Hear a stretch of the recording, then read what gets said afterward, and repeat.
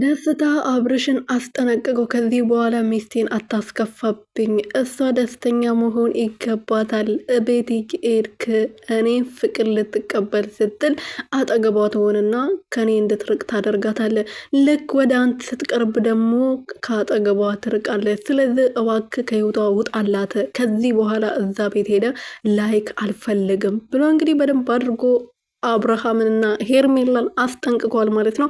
ሩትን የሚያስከፉ ሰዎች አንዳቸውንም ላያቸው አልፈልግም። ከዚህ በኋላ እስከ ዛሬ ድረስ ይታረቃሉ፣ ወደ ራሳቸው ተመልሰው ልጃቸውን ያሳድጋሉ ብዬ ዝም ብዬ ፍቅሬን ትቼ ለእሷ ደስታ ስል ከእሷ ርቄ ነበረ። ከዚህ በኋላ ደግሞ እሷን ለማስደሰት ምንም አረጋለሁ። እሷን የሚያስለቅሱና የሚያስከፉ ሰዎችን እያንዳንድ ገደል ነው ማስገባሽ ብለዋል። እንግዲህ ደስታዬ ማለት ነው የኔ ጠንበላል።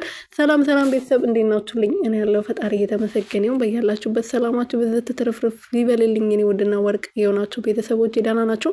ለዚህ ቤት አዲስ የሆናችሁ ደግሞ ሰብስክራይብ፣ ሼር፣ ላይክ የመደወል ምልክቱን እየነካችሁ ቤተሰብ እንድትሆኑኝና 10 ሺህ እንድታስገቡኝ በትትና እየጠየቅኩኝ ደስታ እንግዲህ ዛሬ ደግሞ ከሄርሜላ የምትባለው ሴትዮዋ ጋር መጥተዋል። እንግዲህ እኔ የሚለው ማለት ነው ልብስ ማለት ነው ከሩትዬ እንትን እየኮረጀች ነው እንደምትገዛው።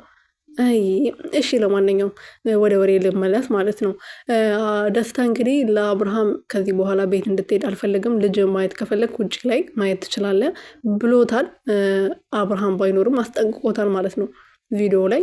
ሄርሜላ ደግሞ እስከ ዛሬ ድረስ አብርሃምን ትፈልገዋለች። አሁን ደግሞ ተስፋ ስለቆረጠች ነው ወደ ቤተሰቦቿ መሄድ የፈለገችው ብላለች። እቺ እንከፌኖች ሴትዮ ማለት ነው። ሩትዬ መቼም ተስፋ ትቆርጥም። እሺ አንቺ ጆአና